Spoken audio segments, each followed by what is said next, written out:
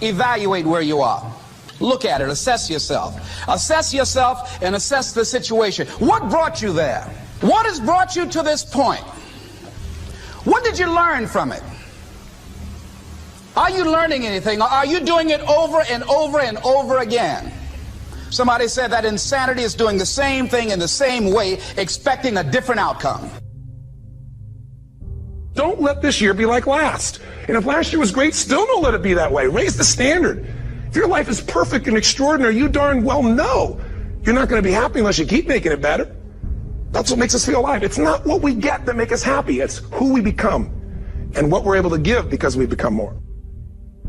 If you want to begin to move, you've got to clear your mind of all the unnecessary luggage and baggage that's weighing us down.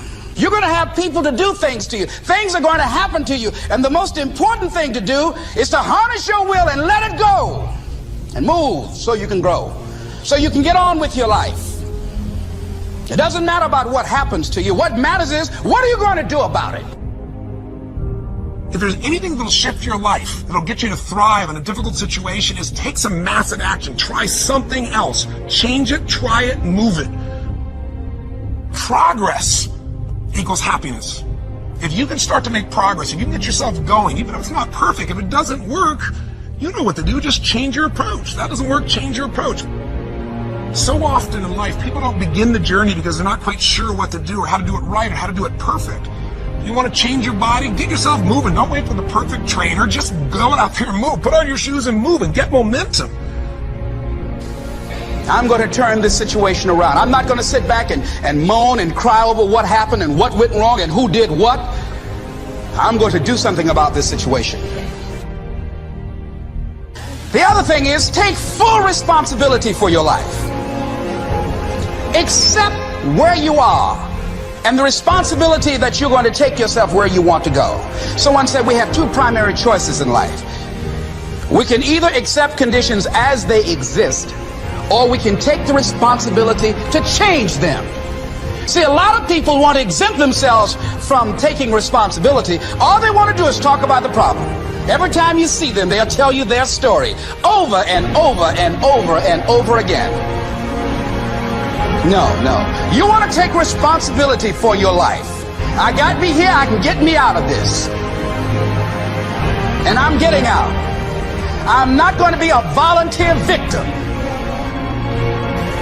And so all you're looking for are new breakthroughs through practice and practice and practice. You'll get better and better and better. And there's still some things that will happen to you that will catch you on the blind side that you did not anticipate. You'll get knocked down, but you won't be knocked out.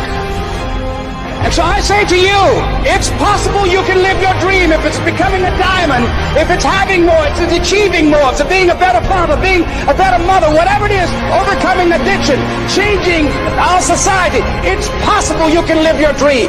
It's necessary that you have a plan of action, that you're resilient, that you stick to, and you work with the system, that you work with people, that you give support, and that you be there for them, that you have the vision and never give it up, that you become creative and relentless and keep on coming back again and again and again, and that it's you that you got to take personal responsibility to make it happen, and that it's hard. Easy is not an option. And when life knocks you down, jump back up and say, it's not over until I win.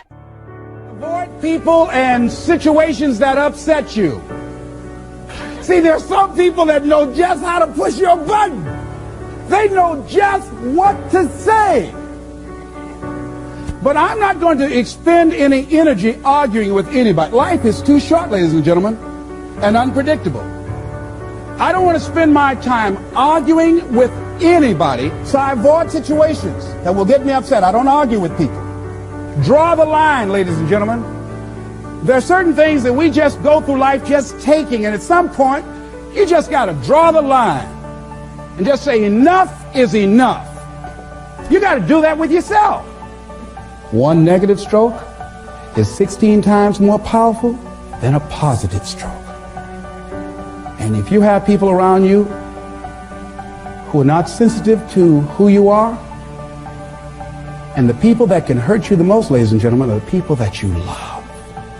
That you love. They're the ones that you're vulnerable to. They're the ones that can get to you. And if they're insensitive, I don't care who they are. See, if you don't draw the line with people, if you just let them run rampant in your life, and you let things happen to you that you don't feel good about, if you continue to allow it to happen, you won't feel good about yourself. Your image of yourself will erode. So you've got to draw the line. Why do people just go to a job where they're miserable, day in and day out? Why do people stay together and they're miserable, sleeping in separate rooms, or arguing, or the only thing they have in common is paying the bills? Don't talk, don't communicate, don't share anything together. Day in and day out, as short and unpredictable that life is, being mean to each other. Why do people do that? Known hells are preferable to strange heavens because it's familiar. See, life is rough, ladies and gentlemen. It's rough and it's scary. It's scary growing. It's scary taking a chance. It's scary acting on your intuition, on your guts. It's scary. It's frightening. There are people that is tolerating things right now, and they're immobilized by fear. They can see the hammer coming, and they're afraid to even move because it's scary. To go against the dominant thinking of your family, friends, and those people you associate with every day is perhaps the most difficult act of courage you will ever perform. See, when you start growing, when you start changing the way you walk, the way you talk, the way you act, the way you respond to things, the way you use your time, when you start saying, no, I can't do that. Why? You're too busy. You don't have the time. No, I have my own agenda. See, if people can put you on a guilt trip, they will. And use you and abuse you over and over and over again. You got to draw the line. You have to draw the line on them. Don't go through life feeling like you're powerless. Victims are people that are powerless. You're not powerless. You are powerful. You direct the power in your life. Whatever your life is right now, it is a duplication of your consciousness. It's a result of how you have decided to use your power. That's all it is. That's not who you are. That's just a perverted use of your power that you aren't satisfied with. And you've got the power to change that. Wherever you are, how, I don't know. But I know you've got the power to do that. But you don't know what has happened to me. It really doesn't matter what has happened to you. See, the only thing that really matters is what are you going to do about it? That's all that matters. That's all that matters. You can allow it to destroy you, or you can allow it to build you up. We never get to a level where we feel that there's nothing else for us to do, that we've achieved certain number of goals and we figure that we're through. No. You don't want to stay there and celebrate too long like a lot of people do. They do something they consider outstanding. They go around talking about what they used to do. See, let me tell you, I used to do this and I used to do that. Excuse me, used to be's don't make no honey. What are you doing now? You're still here breathing. That means you've got some more to give. Doesn't matter how old you are, doesn't matter about where you are, doesn't matter about what you have, doesn't matter about what you've done. Life is about growing, it's about being productive, it's about stretching, it's about challenging yourself. So you start looking around and decide, hey, what else do I want to do? What got me here? It's a time for celebration, but also a time for reflection. What got me here? What worked? What did not work?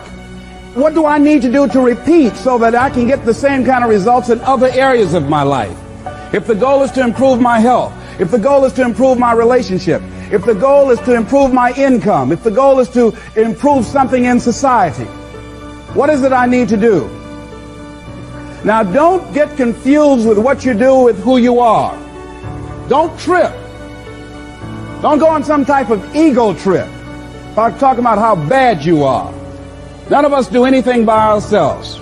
Develop an appreciation for external support as well as good fortune, because all of those things play a role. And the other thing is, don't go overboard celebrating. You must meet with triumph and disaster and treat those two imposters just the same.